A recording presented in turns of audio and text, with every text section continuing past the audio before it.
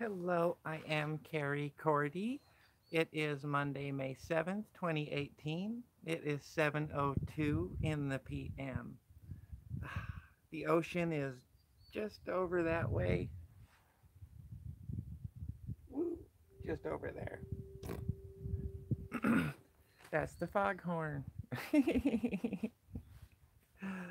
So I was up at the ranch today, and on Sunday I was over at the radio station as well. I'm gonna have to record um, a long segment of material so that they can measure it up for the hour segments so they can see just how much time to really shoot for with and yada yada yada. Plus, people need to make sure that this girl's gonna be clean enough for the radio. Yay! People. Okay, so on May 5th, which was Saturday, I was on hormones for 2 years. It was a great birthday. Oh, God. I really didn't. Hi! Oh, I'm glad you're watching. So, on Saturday, it was 2 years on hormones, and it was just another day, really. I had kind of taken it off, didn't go up to the ranch, and by taking it off, I mean I was doing the tower. But mm, I am just so at home with who I am, and because of the earthquake and then the volcano Kilauea in Hawaii, it got me to thinking that in 2003, my father took me and my next older brother, John, to Hawaii. And he did it for all of his children, except my little sister. He took to I want to say Mazatlan. I think that's wrong though. Cozumel. I think that's what it was. So anyway, he decided that he would take a few years off from it and take me and my brother at the same time. So I was 16 years old, and this was 1993. So I was going through the photos. I had found them. I'd still kept them after all these years. So that's Kilauea. That's at the top. Duh. All right, that's another photo of the top. And this is me and my brother next to the sign at the top. It's the Halaima, no, Halima Uma'u crater. Guess which one I am? I'm the one with only one arm in the air.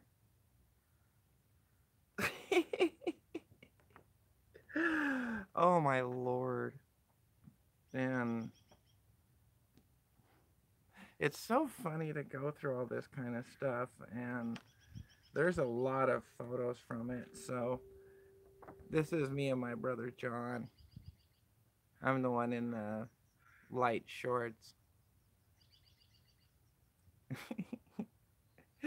It's funny. I look back on this and I don't recognize that person. I really don't. It's like I know my brother John, and I don't know, and I know my dad, but there's a few photos going through here that, yeah, just blow my mind. I don't want to make this too boring for everybody. I should have saved a photo out of it, but um, my posture. Oh God, in this one photograph, yeah, God, if you would have slapped a bikini on me, nobody would have. I mean, it was just such a chick posture. It was so funny. No, I'm not smoking. This is a figment of your imagination. So I need to really get bucking down, and I really need to get some things recorded, and I need to do a minimum of an hour, and I'm planning on doing it tonight, hopefully sooner rather than later. And getting about the time that quieting down, ah, and also it's probably dark where other people are. So up at work today, my boss, since I wasn't up at the ranch on Saturday, she remembered that I prefer to celebrate the day I went on hormones as a birthday rather than my umbilical cord day, which is the 24th of April.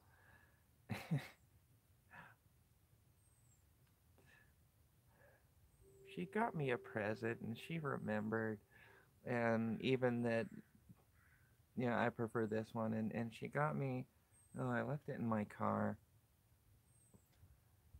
She got me this little silver necklace, and oh, it's got this stone, this square stone in it, and silver around the edges, and it really, really touched me. I'm really grateful for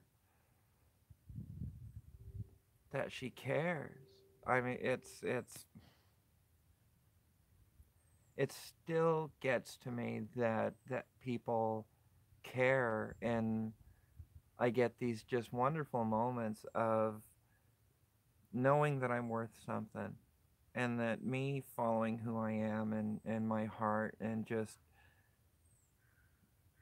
trying to tell my story rather than to go after vengeance or retribution. Because even though I've gotten angry, I tried to express that, and tried to express the journey of me getting over being angry. Oh, it is so nice to be able to breathe and to recognize the journey for what it was. And that when I stopped going after, you know, like in some of the work situations, I would absolutely love to, say court of law kind of thing, especially with like the last two jobs that I had, that where this stuff happened at least.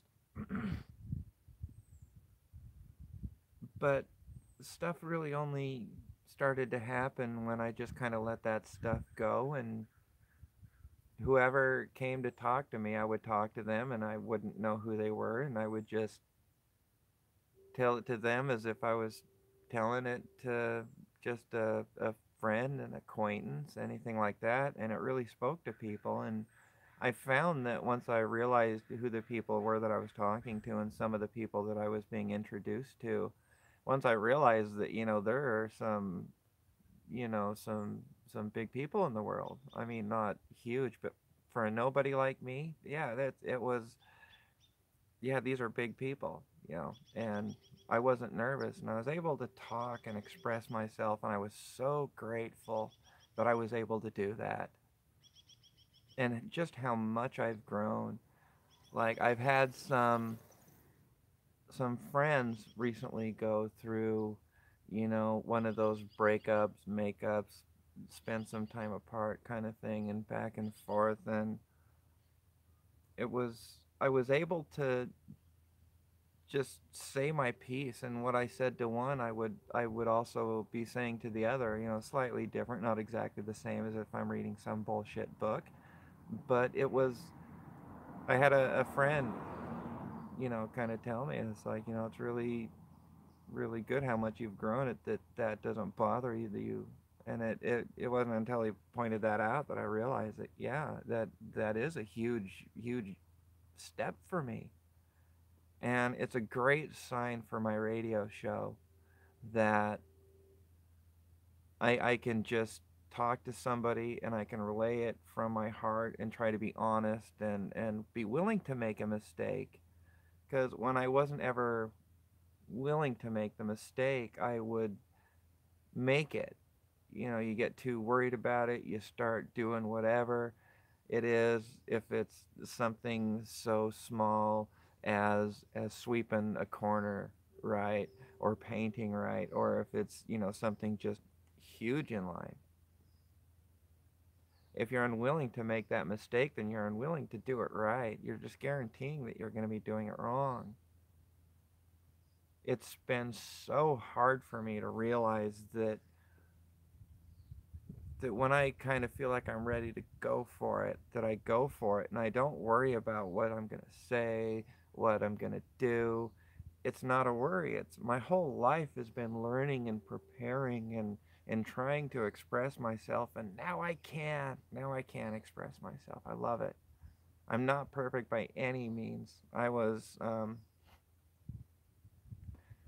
talking to somebody not long ago. It was, probably like Thursday, Friday, and there was just somebody introduced that, friend of a friend kind of thing. It was just talking whatever, and they brought up a few points about, oh god, I don't want to get into it. It was um along the lines of the, I don't want to say holistic medicine, but it was, borderline that kind of thing. And I have to admit it, I would love to say I was the bigger person, but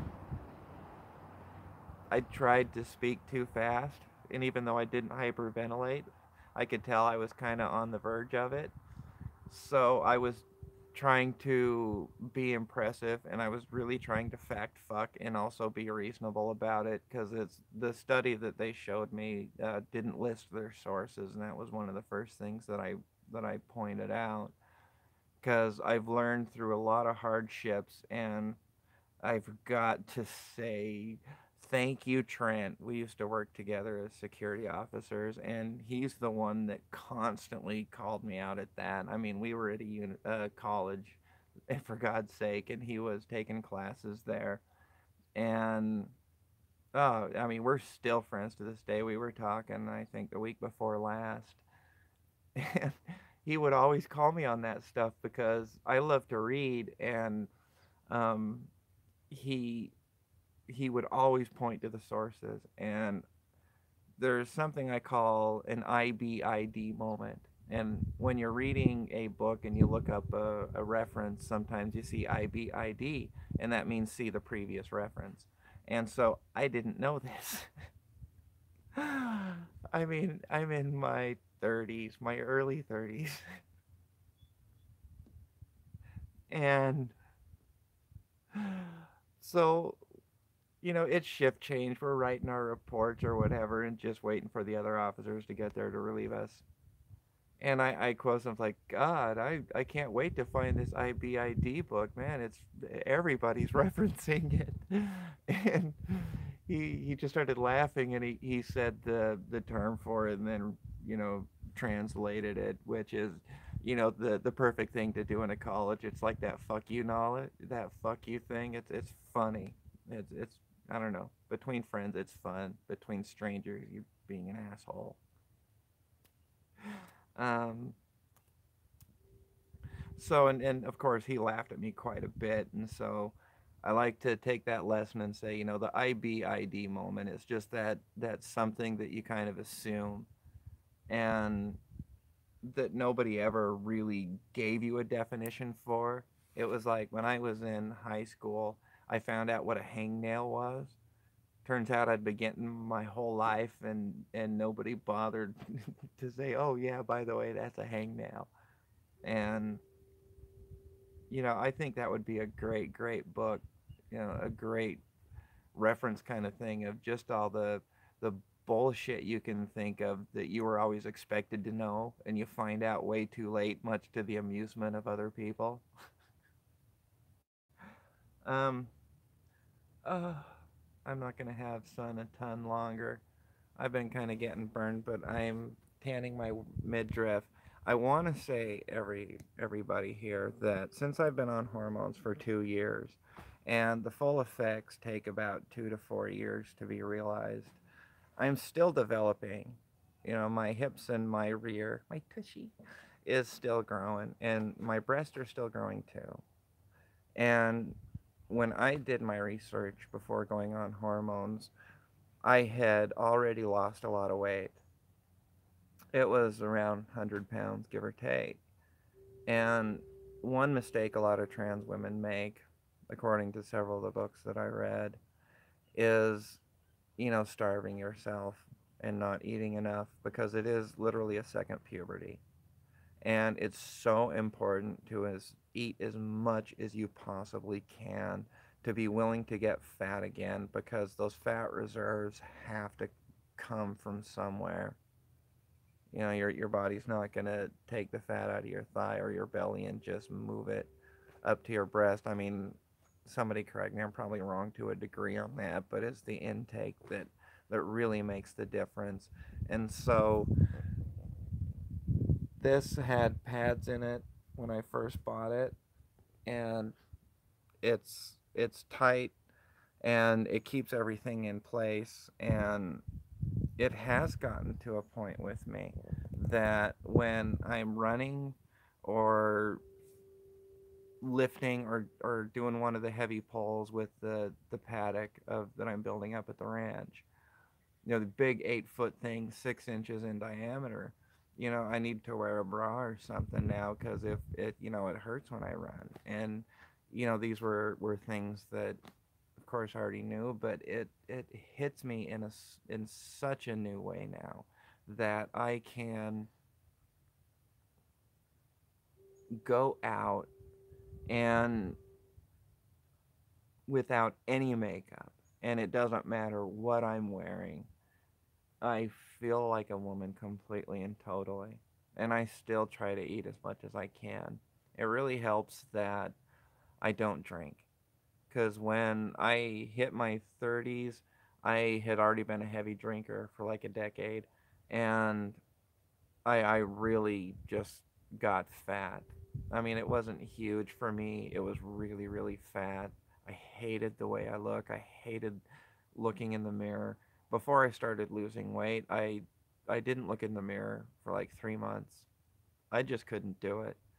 Every time that I would shower or go to the bathroom, and there was even a mirror by my bed, I would, oh, thank you.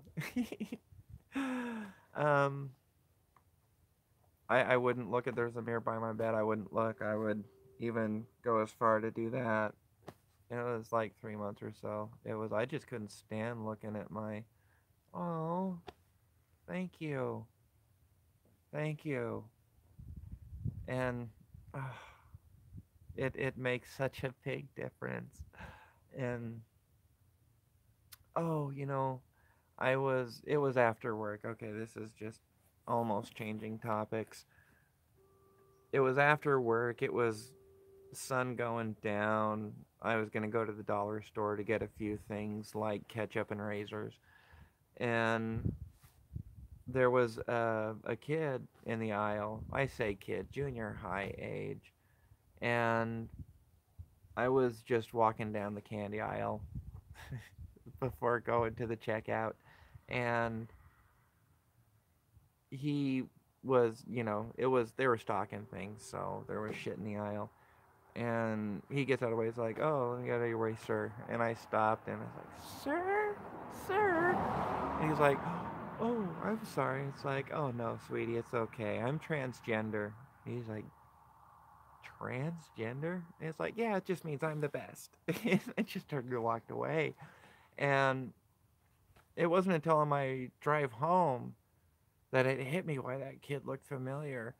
And in 2015 into 2016, I worked at the grocery store here in the deli, and I did transition on the job, but they really cut my hours back severely after that happened. It was the slow season, plus yada yada yada yada yada. No reason being angry about it anymore. And so it didn't hit me till I was on the way home. It's like, oh shit. I remember him and his parents that always came through. And I really love the customer service, and I like being friendly with people. So wow. And I love the fact that no matter what somebody sees, and no matter how somebody looks at me, refers to me gender wise, no matter any of that, I'm still myself. I still go out as myself. And even though those times do get me down, I can still stand up straight and know I told everybody. And I can go out in public and raise my head high. I don't need to drown in alcohol anymore. Something I never really liked a lot anyway. And I was the kind of person that I would drink from the moment I woke up until I passed out or fell asleep. There were even times I'd wake up in the middle of the night and have a beer or two. And I've gone through a lot of painful things in my life. And I'm glad that I have. It's made me a much, much stronger person. I'm glad that the little kid that didn't think that there was hope, that always knew that the funniest things I ever said were when I didn't plan it and I just popped open my mouth and trust that whatever would be funny. But I couldn't trust in myself to do it. And anytime I would try to be funny, think about it, arrange something, it wouldn't work out. And I've been able to do not only work on something and make it be funny or poignant and mean something, I can also just open my mouth and just go with it. And that's going to be the format of my radio show. I can't wait. And I was talking to the station manager yesterday, telling her that my fallback, if I just really get stuck, I'm just gonna pull out my phone and I'm just gonna start going to weird news sites and just reading news and commenting on it. And I would love to go out of my way to avoid any kind of politics in this country because it's just I'm dancing around saying avoid talking about Trump at all because it is when you like a few shows that do a comment on this kind of stuff and then something happens and you watch one clip about it and it's funny and nice and then you go to the other three shows or whatever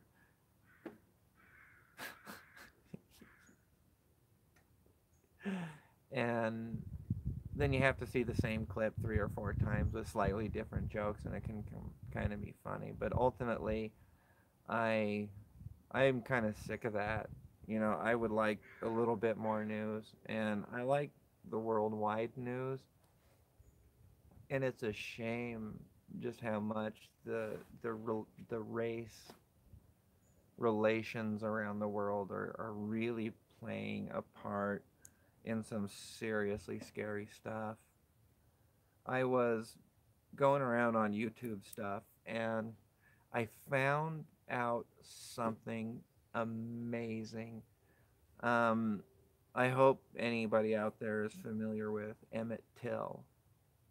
And in, I believe it was 1955, he was murdered in in the South. Oh God, I just saw this. I forget the state.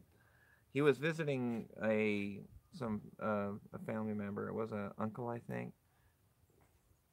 in the South. He was living in Chicago, and he, black boy, and he went to go buy bubble gum at one of the stores, and the as the story goes, he whistled at the white woman, and then the white woman said that he said some profanities and tried to grab her and grab her hand and was very lewd, and so the kid was kidnapped by a couple of guys, and he was brutally beaten, and when they went to kill him after beating him just unrecognizably, they shot him in the head, got I think it was a heavy prop, not a propeller, but some farm prop kind of thing, and they tied it around his neck using barbed wire, and they dumped him in the river.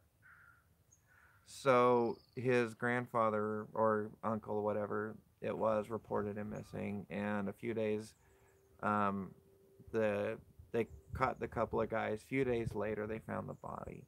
And his mother had an open casket funeral. I mean, it outraged so many people. I think it was the governor called for an investigation, and not an investigation, but to prosecute and prosecute heavily. Well, needless to say, it was nothing but white jurors, and the two men got off scot-free. And after this is when the bus boycott happened, when Rosa Parks. So this is what amped up a lot of stuff, and it came out recently that the woman that said it was I think the book came out um, December of last year, I think. I could be wrong, but she came out and said that he never did the lewd comments. He never touched the hand. He never, um, yeah, and she had been holding on to this her whole life. And she finally contacted a guy who ended up writing a book about this. So I find it curious that we're at the same point again in our country. And it's really, really a shame. I hate to see that it's been taking more than just Emmett Till's. And, you know, the lynchings and just the brutality, and especially the brutality that's happening against the native peoples of this land who have a history that can rival anything in China. You know, and oral history is an amazing thing.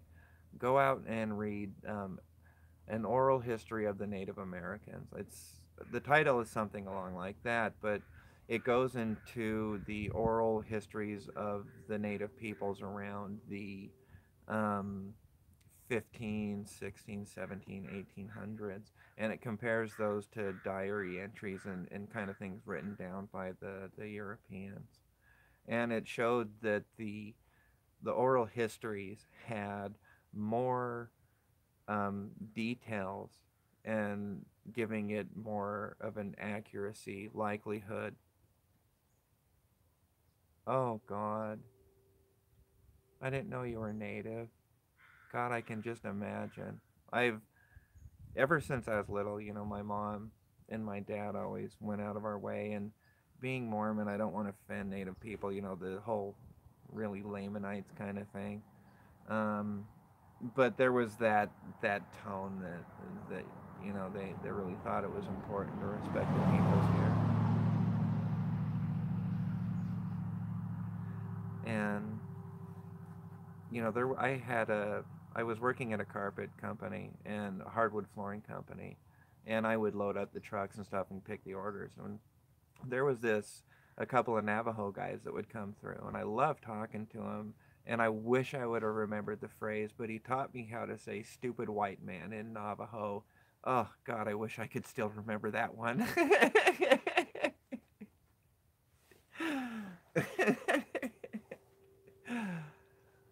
And oh, but the oral histories, the oral histories, and so the details matched up between the diaries and other kind of things, and it's absolutely fascinating. One of the things I'll never forget from that book is it talks about how at the mere mention of General Washington's name, women and children in certain villages and tribes would rip out their hair and tear their clothing and shout in fear. You don't get that unearned. I'm sorry. Really? Well, oh yeah, yeah. Well, you know, if you kind of think about it, isn't humanity going back to defining what they're not comfortable with as mentally ill? And you know, I hate that kind of definition of mental illness. It's oh God, the fake news. That's why I was dreading jumping another topic, but I was thinking about the whole term fake news.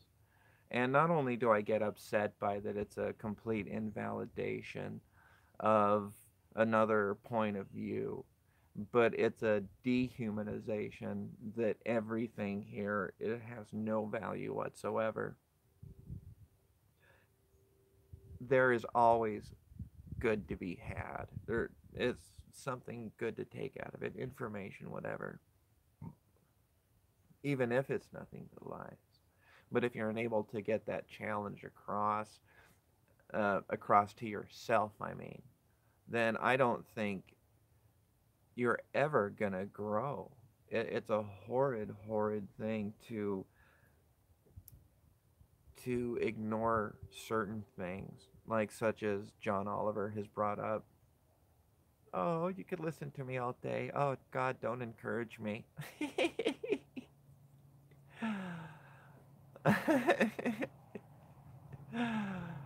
um.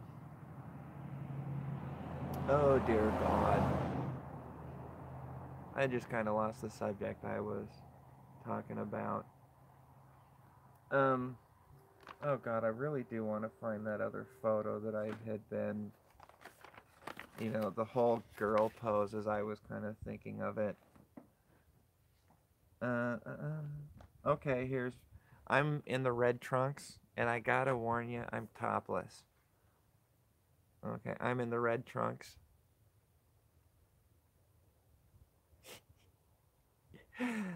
My brother John was good at working out. He's 18, I was 16 in that. And yeah, I think I'm on the right. Oh, so here's a picture of my dad, and we were just coming out of Waipio Valley, and there's a leper colony at the bottom of that. May have heard of it. So it's just one of those things that the flash caught up perfectly. It's like a holy sign. It says stop. It's just all glowing. Silly, silly stuff. And the all black beach, it's a all black sand natural beach. And when I was down there, it's very few people. It's hard to get down there. And I'm 16, and the woman comes onto the beach, and she just takes off her top, and my dad and brother start laughing because they said my eyes just practically popped out of their head. They're like, oh my God, titties. Which, by the way, is another kind of funny thing is, my boobs don't turn me on at all.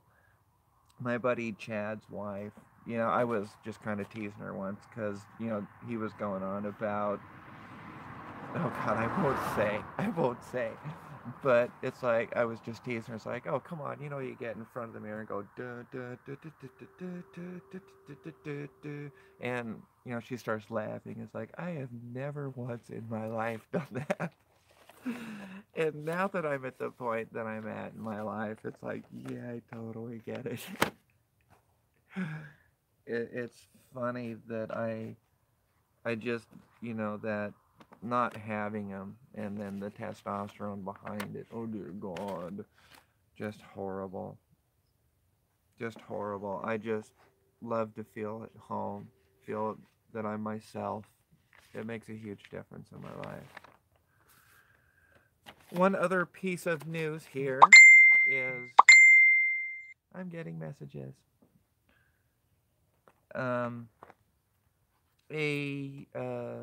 I think it was late last week. I got about a week and a half ago. Doesn't matter. I got a call from my brother Ed, my oldest brother. And it was a very, very good conversation. I am so glad that I had it with him. And the conversation ended with us both saying, let's keep in touch. And it was a good conversation. And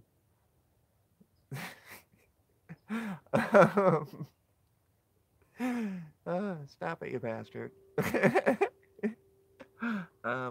Just kidding. Fucker, I lost my train of thought. So that we would stay in contact, and I totally, I totally, okay, for any of you that don't know, I have somebody that's messaging me and watching this, so you can't see their messages. Um, and I plan on keeping in contact with him. I really, really do.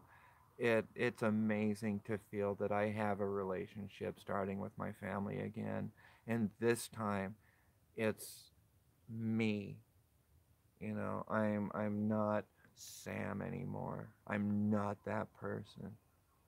And when they hear me, see me, talk to me, I haven't been face to face with any of my brothers and sisters. Oh, shut up! Stop it. Oh, date girls. I I did. I did. I went on my first date.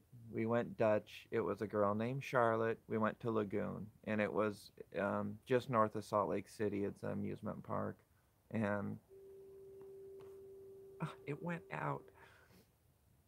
And so, yeah, she was a cute blonde girl. It was just, I'm sure now looking back that she liked me, but I joked around in my mid 20s that I wouldn't know if a woman was hitting on me if she hit me upside the head and told me so. And it was pretty true. Um, so I went on a date or two with her, and that's all that happened. And I got asked out to a school dance, and it wasn't until my senior year that I met Hattie.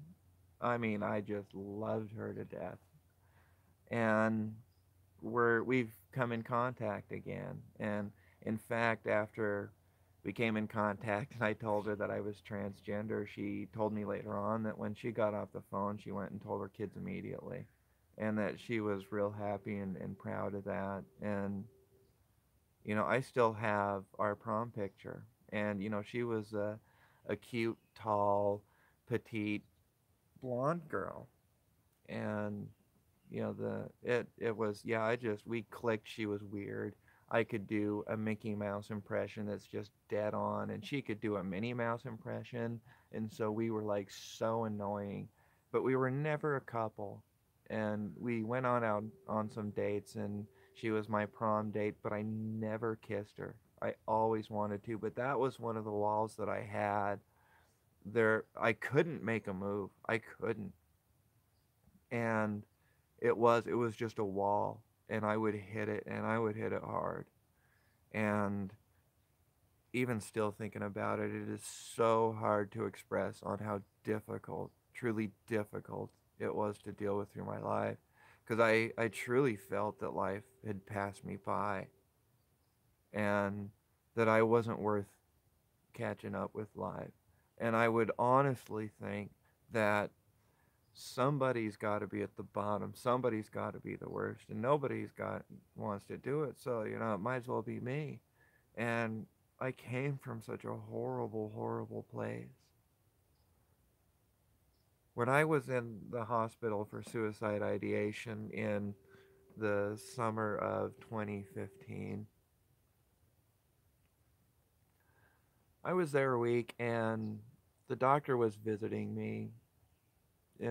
It was later in the week, and after several visits with me, um, I, because I talk about dark things, and I can go dark places. And he said to me, hearing this stuff coming from anybody else, I would get worried. But you seem to take these horrible things and turn it into something positive. And, I don't know if he said it, but I ended up feeling that it was, something truly unique, that it's not something you see. After every time I thought I was broken, out of every time I thought that it was just hopeless, that I had left my path in life, it wasn't wrong to keep trying. It wasn't wrong to keep asking why. And it wasn't wrong not knowing the answers. Trying to open my eyes, that was important. And I could only open my eyes when I could look in the mirror and recognize that person. And like with these photos, some of them, yeah, I recognize myself. But in others, I'm still amazed by the fact that it looks like a stranger to me. It really, really does. And it's so freeing to see pictures of myself and to know that it's me. Know that it's me. I'm Carrie Cordy. One of these days, I'm gonna just do a really, really horrible white girl rap song, and it's just gonna be awful. Ew, I'm getting freckles. It's one of the reasons they think we might be Irish. I'm gonna try this again.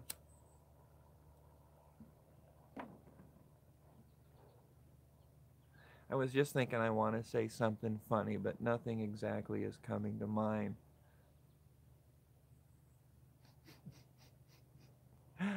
um, the funny thing is, to answer your question about just assuming that I like boys because I'm trans. Um, Growing up, I identified as being straight, and I like girls. There's some other things I could tell you about the earlier part in my life when I was very young, but that's longer story irrelevant. Um, when I started my transition, I started living full time as myself. I identified as a lesbian because I didn't like guys. And I would even make jokes with some of the ladies I worked with. Is like, God, who wants something hairy and sweaty over you? Jesus Christ. And I would joke around like that about it. And I mean, I just had this vehement about it. I don't like men. And but what happened to me is what happens to other trans people, not universally, but my sexuality, my sexual preference changed. I do like both, but it's more. I had somebody tell me that it's really pansexual. It depends on the person. And the equipment's relevant for the most part. Um, I'm fucking with you. Um, Not about the pansexual though, and it totally depends on the person with me, and that was a shocker. I mean, my transition was difficult. It was really difficult to come to terms with. I mean, it was when I admitted it to my dad because I was taking care of him here, not here. God, he's in another state. Um, it was on the floor, fetal position, crying, sobbing, shaking, and it was either hours or weeks or a month. I don't know. It was, it nearly broke me. But I would joke around with my friends, and I would say, who would have ever thought that I would be bothered by being straight when it came, really evident that I was attracted to men. And that was such a difficult journey because being me is being me, and feeling an attraction, I fought the feeling of being happy, which was being attracted to men as well. And I fought it internally. It's like, I can't like guys. Please, God, no. Ew. But the more I felt like a woman, looked like a woman, it really became undeniable. And I had to admit it. And it was one of the most difficult times in my life when I did. But it was one of those things, it's just, bam. how to admit it. And I've grown in so much self-assuredness and happiness since then. Another reason for gratitude. I never thought I'd have so many reasons for loving life or the world. If my radio show goes somewhere and does something, I would love for people to hear those from my past of just how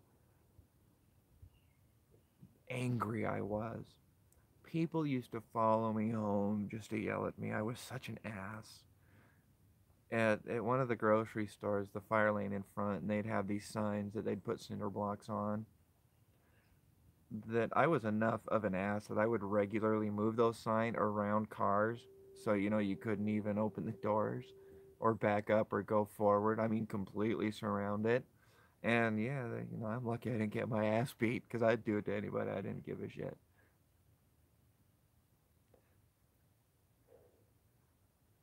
But Sam is dead. The anger that's not there anymore was a learning lesson. I would like to say that I regret the anger, but I really try not to have any regrets because everything's a lesson, no matter how hard it was. And my lesson in life was I could get past the anger. And more important, I could find out why I was so angry. From my earliest days, I was told I couldn't be myself. And so I had to rely on other people's opinions and everything on what's okay. And so when I grow up and I start becoming in the years where you date and become a sexual human, a sexual creature, that you should just be yourself, then you'll get in that relationship. You know, I would get so mad at that, and I would wonder why such a thing would make me so mad. Largely because I thought that I was being myself. And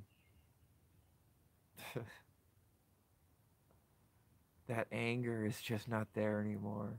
So I'm really grateful and I'm really happy right now, and I'm so glad that I picked this up and I decided to finally do it and took the time to search for these photos. I'm so happy that my hair looks all right. Oh my god. Okay, so my boss with the little trinket that she gave me was wrapped in a ribbon, and so I had a coworker put the ribbon in my hair. I hope you can see it.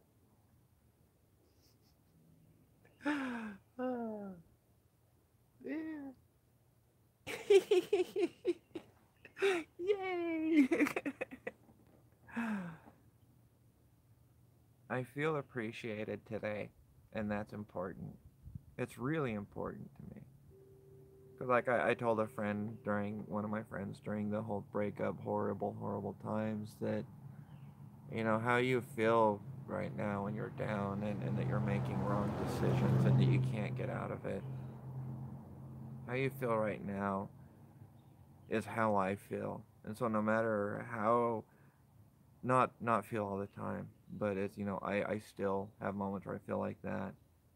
And so whatever it is you think of me, or whatever it is that you think I might be able to do or do and can do, whatever, know that I feel that way. It's okay to feel that way. But, I try to live my life as if I'm looking back on my life. And even though I have a heart to help people, it helps even more to think that if I'm looking back on this moment, what would I want to truly know I acted on? My heart or my fear?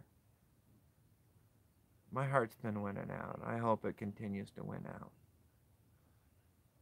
Oh, thank you everybody for listening. I'm going to go ahead and sign off. It's been 50 minutes. Awesome. Have a great, great night, and thank you so much.